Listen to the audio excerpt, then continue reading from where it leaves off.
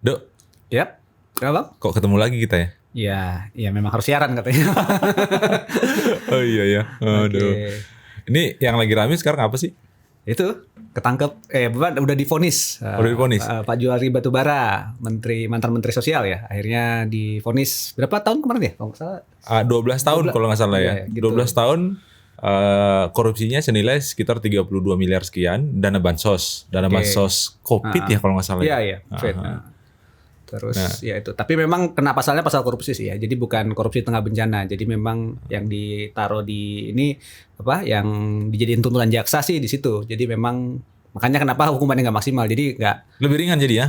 nggak lebih ringan sih. Maksudnya kan hakim sudah berusaha maksimal ya. Tapi kan nggak bisa melampaui apa yang dituntut sama jaksa ya kalau untuk ini gitu. Jadi nggak kena pasal korupsi tengah bencana. Jadi ya seperti itu. Dan tapi kayaknya orang pada kesel ya. Ya kesel lah. Itu kan kayak apa?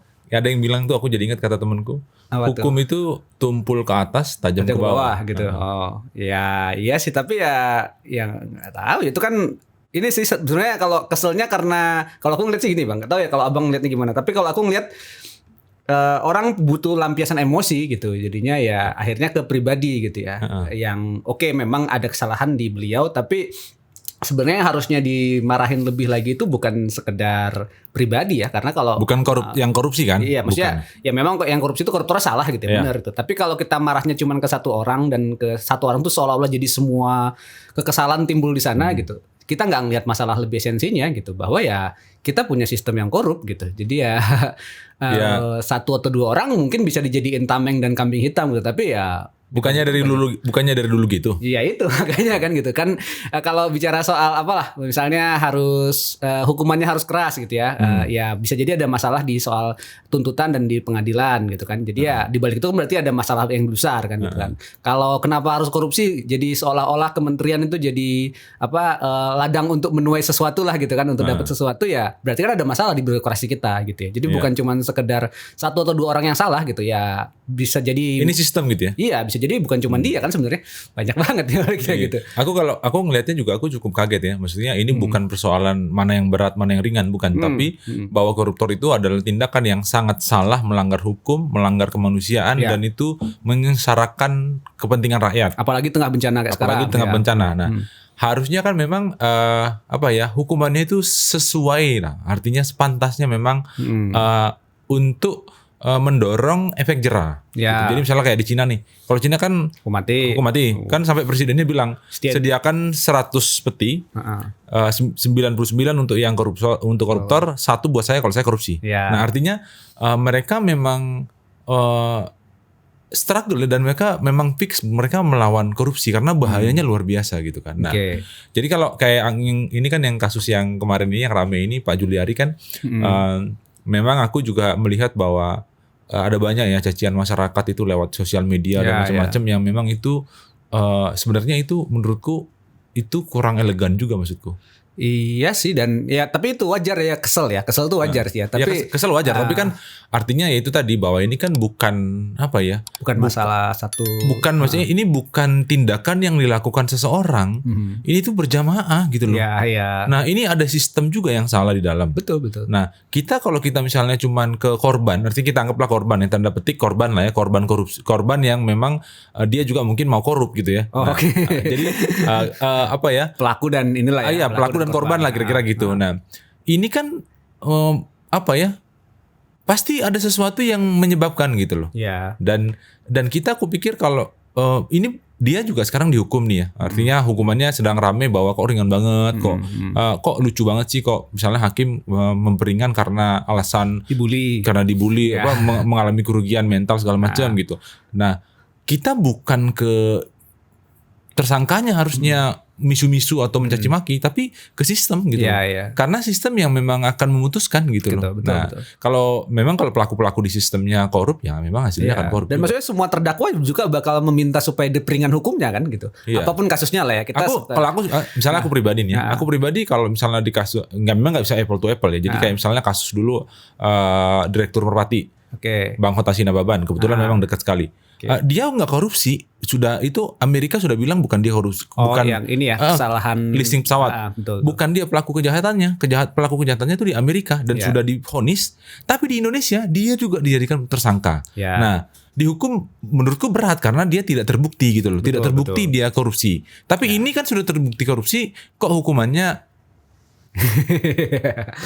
nah ini kan tanda tanya. Sekali lagi kalau aku ngeliat dalam kasusnya ini ya itu karena tuntutan jaksanya segitu bang. Jadi memang ya, tapi ya lebih daripada sekedar pribadi per pribadi lah gitu. Kita bandingin ada orang yang korup dikurung ringan, ada orang yang nggak korup tapi justru malah jadi kena masalah gitu kan, kayak kasusnya KPK juga sekarang gitu kan ya. Dan orang mungkin akan menyeret-nyeret kayak misalnya membandingkan, loh itu tukang ayam, tukang curi ayam dipukulin sampai ini masukin sel gitu. Kalau ini kok koruptor kok kayaknya selu-selu aja gitu. Iya, tapi di balik itu semua sebenarnya kita perlu mengkritisi gitu. Dari satu sistem hukumnya kita, di sisi lain juga ini kan bicara soal oligarki. Partai ya, betul kan. Jadi memang ada masalah gitu ya. Kasusnya dulu juga partai penguasa sebelumnya kan ya sama kan, mirip juga ya, bendahara dan ininya memang ada kasus korupsi karena biasalah dan itu sudah dianggap kayak ini kan.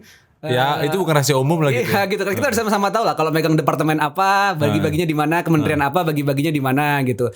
Hampir semua juga bagi-bagi gitu kan. Cuman ada yang ketahuan, ada yang enggak. Ada yang harus diketahuan kan supaya supaya kita ini ya, supaya kita bisa ada kesan bahwa kita tetap anti korupsi gitu. Jadi tapi memang gini, ngomong-ngomong soal itu tadi ya, soal bahwa kita memang memberikan hukuman secara sosial dengan misalnya kita misu-misu atau memaki tersangka. Oke lah, itu bukan sesuatu yang salah, tapi lebih efektif memang kalau kita memang menyampaikannya ke jalur yang semestinya dan kritiknya kalau bisa juga ke itu juga ke sistemnya tadi ya gitu. Nah, tapi memang ya sekali lagi bahwa korupsi ini kan sangat menyengsarakan ya. Ya, betul. Jadi tapi memang kita tidak bisa membandingkan A ke B, B ke A gitu, nggak bisa gitu. Memang kita harus melihat kasusnya ini memang dari sudut yang objektif lah kira-kira gitu kan. Jadi kalau aku sendiri sih pengennya memang ada efek jerah gitu.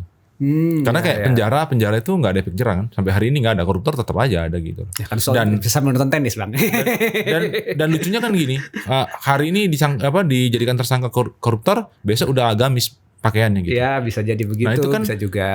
Jadi maksud tuh kita bosen loh, maksudnya bosan tuh bukan bosan yang bukan yang karena terlalu sering melihat begitu, jadi lebih ke muak gitu loh. Oke. Tapi kita nggak bisa ya, maksudnya sebagai masyarakat. Nah, yang bisa kita lakukan ini kan cuman bagaimana kita mengkritisi kebijakan, lalu juga kita mengawal pelaksanaan penindakan hukum dan yang lain-lain yang berkaitan gitu. Jadi memang ruang-ruang supaya kita lebih transparan dalam penganggaran, dalam program itu memang harus ada di semua kementerian dan itu jadi harusnya sasaran kritik kita ke arah sana lebih banyak ya gitu, supaya satu sisi efek jerah buat para koruptor gitu. Di sisi lain juga sistemnya kalau bisa tidak memungkinkan orang untuk korupsi gitu. Jadi gimana caranya bahwa orang takut untuk korupsi tapi bukan karena takut dihukum, tapi memang karena itu untuk kemaslahatan masyarakat gitu loh, rakyat Indonesia gitu loh. Iya bang. Jadi kok memang kayak kayak politisi aku ya.